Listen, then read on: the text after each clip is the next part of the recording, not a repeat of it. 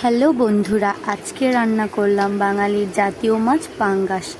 পাঙ্গাস দিয়ে কচুরলতি, সেই টেস্ট কিন্তু রেসিপিটা আমার কিন্তু ভালোই লাগে। বিয়ের আগে একদিনও খাইনি, তো বিয়ের পর অনেকবার খেয়েছি।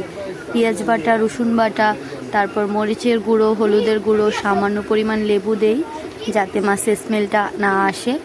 তারপর তেল দিয়ে ভালোভাবে মাখিয়ে নিতে হবে, লবণ পরিমাণ মতো দিতে হবে, দিয়ে খুব সুন্দর করে মাখিয়ে রেখে দিতে হবে। রেখে দেওয়ার পরে কড়াইতে তেল গরম দিয়ে দিতে হবে। আমি সর্ষের তেল গরম দিয়ে সুন্দর করে গরম হলে পরে তারপরে মাছগুলো এক এক করে দিয়ে তার উপরে কচুরলতি দিয়ে ভালোভাবে সুন্দর করে দিয়ে ঢেকে দেই। কিছুক্ষণ ঢেকে দেওয়ার পরই রেডি হয়ে যায় কচুরলতি দিয়ে মাছের এই রেসিপিটা। খেতে কিন্তু অসাধারণ লাগে, তোমরা কিন্তু ট্রাই করে দেখতে